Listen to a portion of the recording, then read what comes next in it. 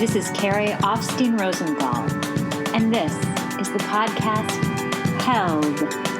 My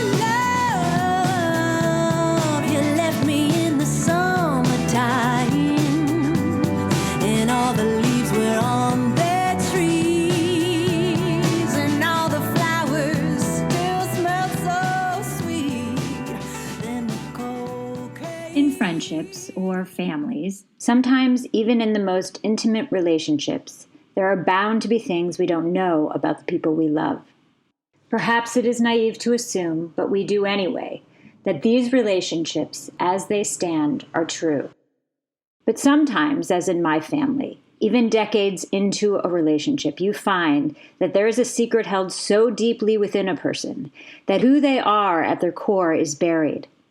This story is about how such a secret was born, how and why it was buried. It explores the cost of such a secret, and how finally that secret was, at long last, exhumed. So in thinking about this podcast, we thought it would be best if you, the listener, learned about this secret the same way we did. So I would like now to introduce you to Zach. Zach, welcome to the podcast. Let's just get a little background first. First of all, how old are you? I'm 35. And who do you live with? I live with my wonderful wife and two awesome children. How long have you been married? Been married at 13 years. Talk a little bit, Zach, about your childhood. How would you describe it? Grew up with my sister and two brothers. It was a great childhood. A lot of fun times, a lot of great memories. I really have zero complaints. It was an awesome childhood. Did you always know you were adopted? Yeah. Did you ever start to actively look for your parents, or did you never really have much of a curiosity about it? I never really, got into it. I was always just told that, when I was 18, I could start looking, and I guess my life was just felt so complete that I just wasn't actively searching. I was always curious in the back of my mind, but I guess I never just... Did you ever feel other in your family? What do you mean? Well, I love that you don't even know what I mean. I have a lot of friends who are adopted, and some of them have never felt like they were the same as, for example, a biological child. Oh, not at all. Rashki, Zach's wife, is with us as well. Welcome, Rashki. I want to talk to you about how you've experienced Zach and his relationship to his family. So do you remember when you found out Zach was adopted?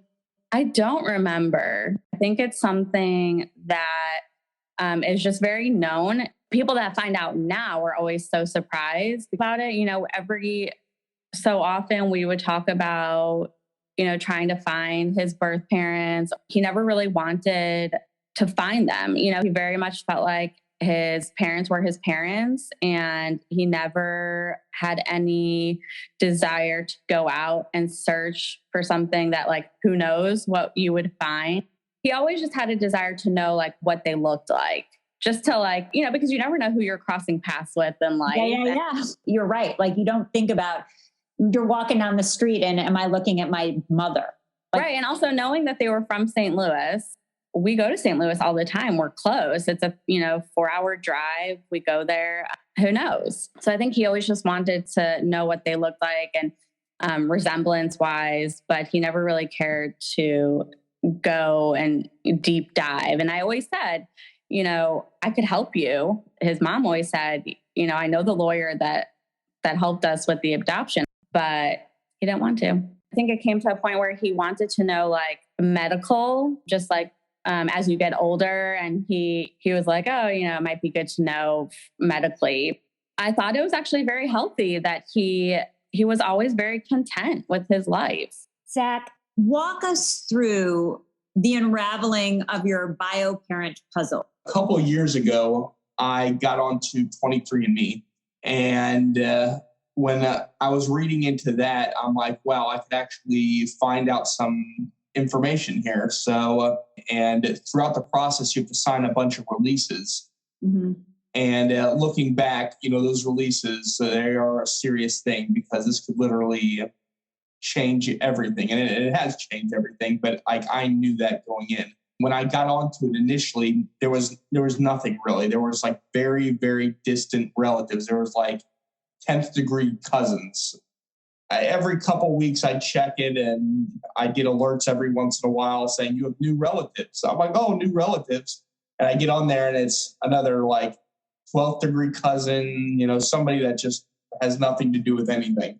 And then one night I was laying in bed and I saw that I had another new relatives. And so I get on there and it said I had a close relative. I'm like, I've never seen that one before. It said close relative as like the heading, and then you click on it and it said half sister. Well, as I'm browsing, I see who it is, and her name is Lindsay. So I'm thinking there's supposed to be something wrong. That's because, my last name.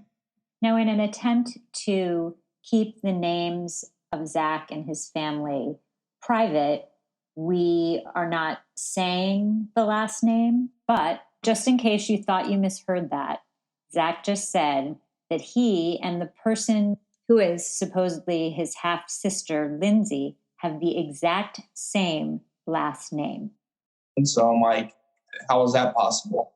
And I thought there must be something wrong. And I start, playing with a couple things. And then it turns out, no, that's what it is. So. And did you at any point think, okay, well, this is just some kind of mistake because of this is literally related to my adopted family, because there's no way. Yeah, I don't even know what I was saying. I'm like, and I guess after I got to thinking and got my emotions in check, I was like, that's a very common Jewish name. It'd be crazy coincidence still, but the chances, I guess, are pretty good when I started to look at it. It's still a crazy coincidence. There's no doubt about it. Also, you had talked about the releases. Did the releases said things like? The way I talk about it is like 23andMe is not a joke. It's not like a casual website. It's a serious website that you could find out serious information that could have serious implications, especially for somebody like Lindsay who didn't know anything. And all of a sudden, she also thought something was wrong with the website. You were talking about how you get this thing. It says you have a half sister, and then what? Yeah, it was late at night. And I woke up Rashki. The next day, we talked about it. It was crazy. How do you remember it, Rashki? So we were in Chicago. It was Passover. We were visiting family. He said to me, he showed it. I think he showed me it. Took a screenshot. He said, came up that a half sister just popped up. And he was like, what do I do? I think it was like a Friday. It was a day right before the holiday was starting. So he didn't want to message and then not be able to see the response because we're observant and we wouldn't be able to be on our phones. So we're like, let's wait it out. Let's see what happens. We literally did a Google deep dive. We didn't think it was a child. We didn't think it was a teenager. So we were looking for all these adults. And then, I remember spending the night after Passover ended with my sister and brother-in-law talking about it. We were all we were talking about it. They were helping us do my sister became a detective. And the next day after that, so I guess it was a couple of days where, she messaged Zach first and said, it seems like we're related. And did the last name commonality strike you in any way? Were you guys, oh my God, what if we're related? Yeah, it was very bizarre. It was immediately we're all confused. We're like, wait, what, it was weird. How did you decide on how to proceed? We were just so concerned that we were opening a can of worms, there are these two people out there who gave a child up for adoption. We knew it was going to be a sensitive issue for them. We knew it was going to be hard. And, who knows what they're like? Who knows if they're alive? Who knows what lives they had? And so we're just concerned. And if it's, a half sibling, who knows if this person knows? And we don't want to be the ones to tell you that your parent had a child when they were a teenager, that's not our place to ruin lives. And so at that point, we're like, well, we don't want to ruin anyone's life. So that's where all the concerns started. I want to introduce you now to Lindsay. And just for a little background, how old are you? I am almost 18. And what is your relationship to Zach? He is my half brother. He's my brother from another mother. And how did you learn that you had a brother? Well, I got 23andMe for some medical reasons. And then there was a little extra branch on the tree and it said Zach. Me and my mom were there. And then we were like, who is that? Your mom, Cindy, is with us. Cindy, talk to me about how you found out about Zach. Well, Lindsay and I were doing her 23andMe because she was just curious about her health issues. And 6 weeks later, it comes back and there's this little branch on her tree. And we're like, what the hell is this? Like, it's kind of weird. We're like, that's weird. Like, what is this? And then thinking about it, we're like, oh my gosh, it says a potential stepbrother. We're like, I said, well, there's no way it's my baby because I would know if I had a baby. She goes, this is dad. And then I asked Michael, Michael is her husband. He goes, I swear I know nothing about this. I don't know. There's no kids. I promise. Then I called Michael's mom and I basically said, do you know anything about this? And she said, no. And I said, well, this is a little bit odd. Whatever it was. I'm like, okay, but we need to find this out. She goes, sometimes, don't open a can of worms. Like they're better left, unopened. I'm like, no. This can of worms is getting open right now. So we decided that we were going to contact Zachary. First we started like looking online. And I'm like, who could this be? And there are all these people we're trying to figure out, like, does it look like dad? Is it, whatever it is. Anyway, I mean, that was really kind of getting us nowhere. So then we decided to write him and we said, hey, how old are you? And what are your parents' names? Because I was just curious. Zach, what happened next? Lindsay first sent me a message. Can you read it? Hi, this is kind of weird, but I just got my results and it says that you are likely my half brother.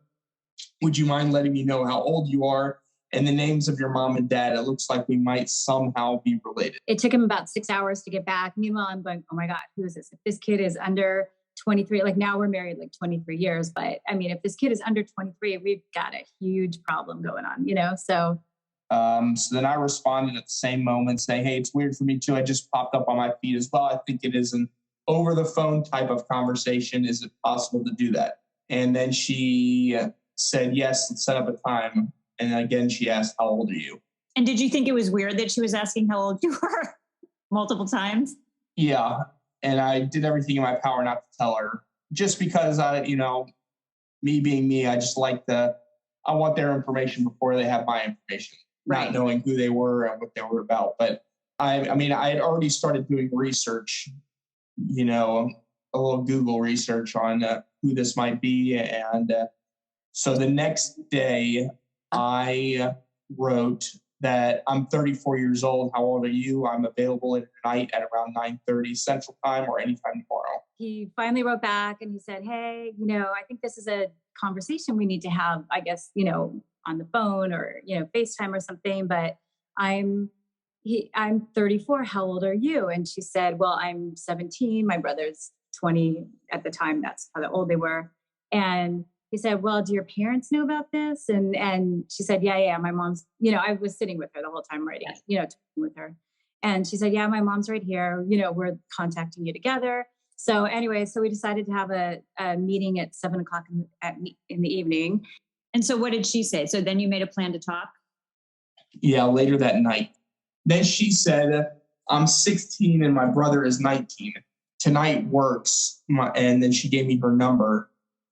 And I wish there was like a timestamp because there must have been, hours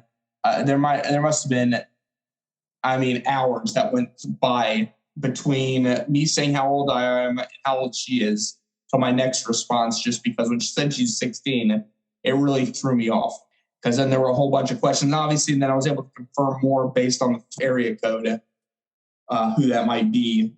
So what did you do knowing that she was 16 years old? Yeah, I'm like, how do I handle this? I had one person tell me to throw that phone out the window. You don't want to be involved in anywhere. This. Yeah, this sounds like it could be a problem. And then I had other people that were just as curious as I was. I thought about like legal implications, like this girl's 16 years old. I don't want to be responsible for telling her that either her parents had a son and gave that son away, or that she's potentially adopted, or And I'm like, what is this 16-year-old doing on here? You know, like what is going on? Right. So then she, as I wasn't responding because I was trying to formulate a response. Right. So me and Roshki were sitting there like, how should we do this? And we had like a couple friends of mine. We were also on the phone being like, all right, here's what we're going to do. So I wrote, I really want to talk and figure this out. I need to know, though, have you spoken to your parents about this? I think it's important to involve them. So I'm like, perfect. This is perfect. I'm going to get this girl good. And then she's like, she responded by yes, and they will be on the call with me. And I'm thinking like, what? I'm like, why would her parents, knowing that they gave up a child, you know, allow this girl to get on there? And then I kept like, I was Googling a bunch of things about 23andMe, seeing like, oh, do juveniles have to sign a release? Do parents have to sign a release? And all this, you know, stuff. So I was doing that research too, to see how, you know, easy it would be for her to just get that test by herself. Also, at the time, I thought our relationship was through Lindsay's mom, not father, because it says, and I'll pull up so I don't want to misquote 23andMe, it gave the maternal haplogroup, and it had two reports for it. It had a report for me and a report for her. And then the paternal had one for me and not for Lindsay. So I thought, oh, if they don't have that information, you know, it's likely got to be through the mother. And I'm definitely just reading it wrong. I'm sure that's what it is. I mean, I trust 23andMe is not making mistakes. I thought her mom was my birth mom. Right. And as you're doing this, before you make the call, were you concerned at all about your parents' response? No, because I've been speaking to them about it too. Then what happened, Roshki? It was a very slow process. In fact, I did a lot of the typing for him. It was a lot of thought that went into each response. And I know Zach was calling like, you know, we actually were driving back home as we were like having, you know, this conversation with Lindsay, because we drove from Chicago to Memphis. So it was like a 9-hour drive. So like in between each response, he would call like his best friend. He would call his, one of his older friends who happens to be a psychologist, who, you know, and he was like, what do I do? Zach, did anyone in your family, aunts, uncles, parents, anyone, grandparents, did anyone feel uncomfortable with your reaching out? Not at all. Everybody was just curious. What made you move forward? Once me and Lindsay started talking, I felt like there was no turning back. I mean, obviously, I could have just deleted the app and really thrown my phone out the window. Right. But I mean, I just didn't see that as a real option.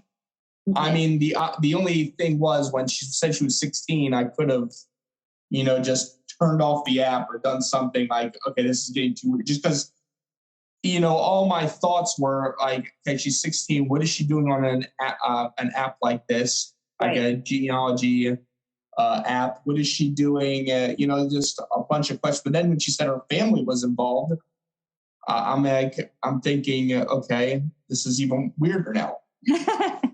So it was, I guess it was a lot of curiosity. How did you decide who would actually make the call? So that was another thing. When she, again, I was trying to put a lot of thought into these responses. So when she said yes, and they will be on the call with me at, you know, another speed bump, but she said, it sounds good, ? And I said, it sounds great. Would you like to FaceTime or Zoom? You know, I said, you know, FaceTime, because I wanted to make sure it was really her parents on there. No, like, that's being a 16-year-old girl, you know, to be your best friend, you know, yeah, it's me, it's Lindsay's mom. So I wanted to a face-to-face. I mean, it turned out to be smarter anyways, just to do face. I mean, with technology today, I mean, why not? Okay, so why don't you walk me through that call? Me and Roshki were sitting in the backyard. We initiate the call, FaceTime, get the iPad out, set everything up. My parents were also here. They were like sitting on the other side with not in view. They were there. And then... Were your kids around? No, everybody was asleep. That's why I wanted to do it a little later. We get on the call, and it's Lindsay and her mom, Sydney. And we start talking. I just introduce myself, and I tell them my story. I'm like, I was adopted at birth. born in St. Louis. And I go through the whole spiel. And I said, that's my story. I'm like, did you give away a child? And she's like, no, I remember having a child and giving that away. That happened. And I'm like, well, was Lindsay adopted? And they're like, no. Just Cindy and Lindsay. There's no man on the phone? Nobody else on the call. It's just us. Then Lindsay says, oh my God, you look so much like my dad. This is crazy. I'm like, we'll get him on. And it turns out that like, apparently Michael's kids like to mess with him a little bit. So he didn't think anything of it. He thought it was just a joke. And he didn't originally get on the call. But then when they said, oh, this guy looks like you need to get on this call now, it was instantaneously obvious what had happened. I mean, we just looked too much alike for there not to be a connection. Rashki, what did you observe? Lindsay and her mom were originally on that call, and it was like a little awkward at first. Like we're like, so how were we really, Zach's like, well, I'm adopted, and like, how are we related, because Michael didn't know, and we didn't know he didn't know. So, and then Lindsay goes, you look just like my dad. What was it like from your perspective, Lindsay? We FaceTimed him and he, let's just say, looked exactly like my dad. Cindy, what did you think? As soon as we saw him, we're like, oh my God. And then as we're talking, we're like, oh my gosh. So Michael was in the house. I'm like, Michael, you need to come out here right now. Michael, that's your cue. Would you introduce yourself? Michael. And how old are you? 55. Did you know that you had a son? Absolutely not. Did you know your daughter was on 23andMe? I did. Lindsay, what happened was she went on, when she got the report back, there was a family tree and an extra branch next to her. So an extra branch on the family tree. And she's like, what's this, Zach? I didn't think much of it, that it was a mistake because I have a nephew with the same name, Zach. So I just figured there's a lot, and there must have been, some mistake. And so you didn't really have any concerns about it at that time. Correct. Tell me how you actually found out about Zach, that he was your son. We knew it wasn't Cindy's. Then Zach and Lindsay set up a Zoom meeting. This was during COVID, for the next day. And did you feel when they were setting that up, you were like, well, I guess we'll get to the bottom of this. You still were not even thinking this could be real.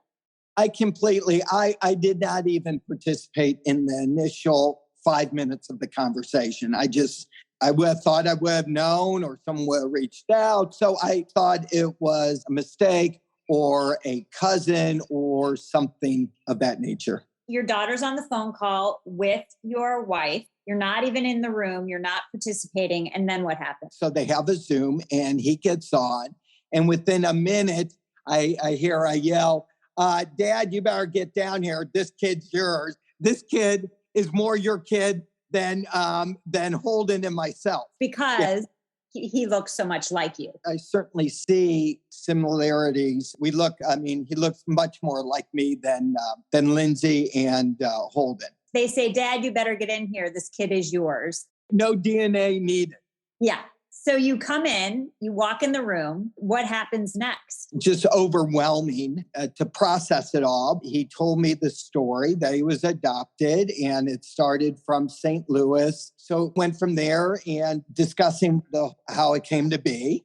He was asking questions. We were asking questions, where he lives and everything else. Then it was something funny. Roski said, I have to ask you, do you have hair on your legs? Which I thought was a little bit odd, but I barely have any hair on my legs. Lindsay, what was going through your head?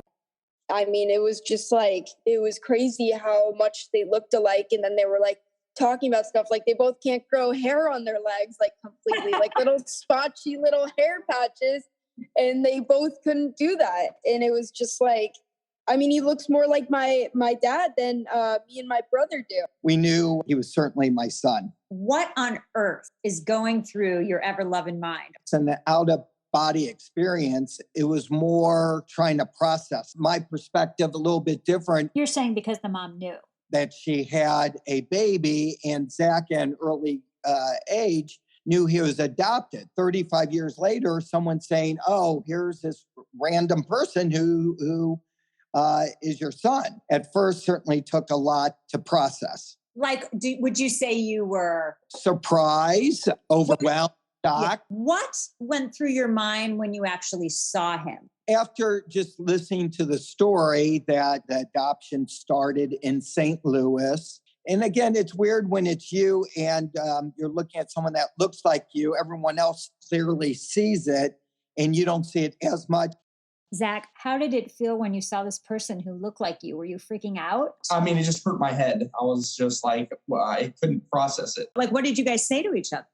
We were just going through some of the things like in a joking manner, like random things in our lives, like what similarities, where we grew up, things like that. It was very, a good beginning, I would say. So did Mike have any idea? He had no idea. He was shocked. Well, he didn't. I mean, obviously we weren't 100% sure. There was no DNA test, but based on looks alone, it was pretty obvious. Mm-hmm. There was just a lot going on. Did your parents come and then look? Eventually, yeah. It was just more exciting. I wasn't scared. No regrets. And eventually, they got Michael's mother on the call as well. Rashki. Were you able to observe Michael's response? My reaction was like how bizarre it was that they were so happy, almost like instant. I don't know if I'm a woman, so obviously I wouldn't find out I had a child. If I found out I had a child that I never knew about, I wouldn't just immediately be so excited about it. It would so many different emotions, but just so, I guess, more shocked. Like they just immediately embraced it and immediately were joking around about it and immediately just, and that's what I found so interesting, just how welcoming they were immediately. And Cindy, what was going through your mind? At the time you spoke, Zach was 34. You knew it was before you were ever in the picture. So you were no longer worried about that. Exactly. So I'm like, I can't fault Michael. I can't be upset with him because he didn't even know. So, it's not going to affect our relationship basically because he was just as surprised as I was. We were trying to figure this all out together. Like Zach was trying to figure it out. He wasn't even looking. It was fine after the age. Everything. That was the big factor. How old is this kid? And Zach, what was the next step for you? It was almost immediate that we were like, okay, we need to meet up. And so they had to make plans, but, we were going to meet up in St. Louis. When did you finally meet up in St. Louis? So June 10th or 11th, I think it was, is the day we met in person. We stayed at a Ritz-Carlton in Clayton, and we met there. And he stayed there too. So tell me about the first moment when you saw each other.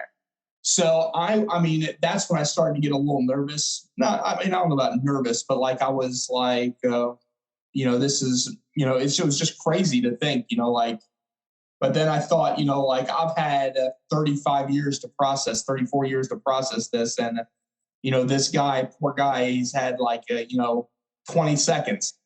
We met in the hotel restaurant. Was it just the two of you? Rashki was there, his wife, Michael's wife was there, his daughter, Lindsay, and son, Holden, and also his mother. Wow. Granny, yeah.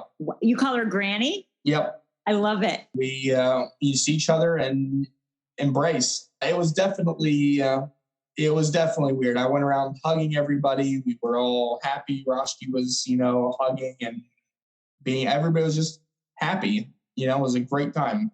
Rashki, what do you remember about the first visit? Michael brought his whole family there from California, and we drove up just us two. We left the kids at home, and we spent a long weekend with them, and it was really nice. And it was, again, totally normal, totally just one of the family. We had known each other forever. It was just so bizarre. Zach was really nervous going into it, but immediately it was great. And Granny, we've heard a lot about you. You're Mike's mother. Tell us how you experienced the whole meeting for the first time. And just because it's fun to say it, what is your relationship to Zach? I'm his grandmother. Okay. And what is your relationship to Michael? He's my son. In hindsight, was there ever a time, do you ever think back on it and think, I thought, or No, I never thought that at all. thinking back to what it was like to be a teenager during the time, how do you think a pregnancy would have been received in 1986, 1987? Not good. Well, Michael was, 19? Mm-hmm. Something like that. And I guess it would have been a very difficult time for everybody. I think people would have judged. Maybe. Mm-hmm. Maybe. Mm-hmm. I think it was something that people just didn't do. It didn't happen. Right. What was it like to meet Zach and Roshki and the kids? Well, it was like so exciting. I can't even tell you how excited we all were. We were sitting at a table at the rest, and every time somebody came we were sat right by where we could see the front door. Uh-huh. So every time somebody got out of the car, that's him. And the waiters knew, the waitresses knew, and it was just, I can't tell you how exciting it was. Well, it was very emotional, It was an instant love. It was just, oh my God.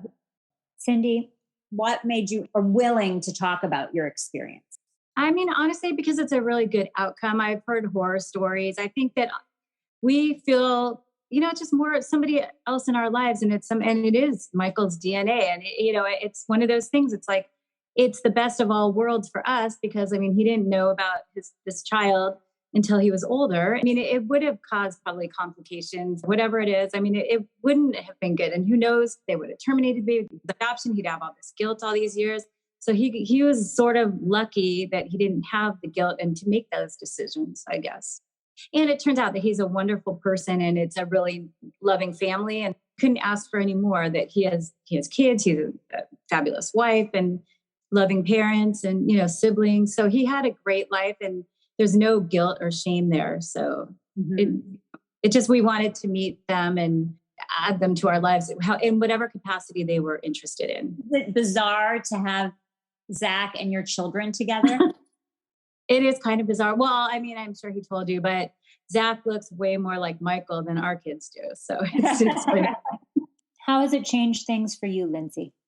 It was a weird thing. It was cool too at the same time, like knowing that there's someone that's just been like walking the earth with half my DNA. Were you scared at all? Were you worried at all? It was like, how is this going to change? Like, is my dad going to like have a connection to him? Is he going to not love me as much? It was confusing. And then to find out that I had like nieces and nephews, like that's so weird. Like knowing that my dad's like kind of like a premature grandpa it's weird. How would you say this whole experience has changed you? There's like different things. Like it changed me for like good, and it changed me like a little confused because I'm happy. And like, I'm happy to like have talked to Zach. He's a very sweet, nice guy. And it's kind of cool. Like to have someone else on this planet that you can like the more family, the better to me. Right. So it's, just to have like an extra little branch on my tree is like cool. It's a cool thing. It's a cool story to tell, right? It's me not want to ever get ancestry because who knows how many other siblings I have on there. But, Zach's a sweet guy, and I don't think he could have been a better guy to have been my half brother. Think of him as a brother, not even a half brother. Zach, do you see any commonalities between your biological brother and sister? Yeah. Such as? Personalities, way they act. I didn't really see any physical. Like, I don't know if any of us look alike. Other than you and Michael. Yeah. Okay. Did you have any expectations when you met them, and were they met? No expectations. I went up with a clear, open mind. Mm-hmm. And what did it mean to you to find your biological father?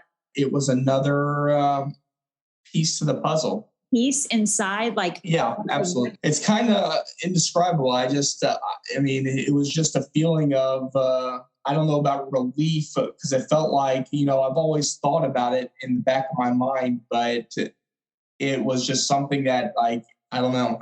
I really don't know how to describe it. Growing up, whenever you did have a curiosity, did you have an image of what he would be like, and how did he meet that image? I literally had zero idea. I had zero ideas or or preconceived notions about what people would be like or I had nothing. I mean. And what were your feelings when you found out Mike did not know he had conceived a child? I was pretty shocked. Yeah. That was very shocking, him not knowing.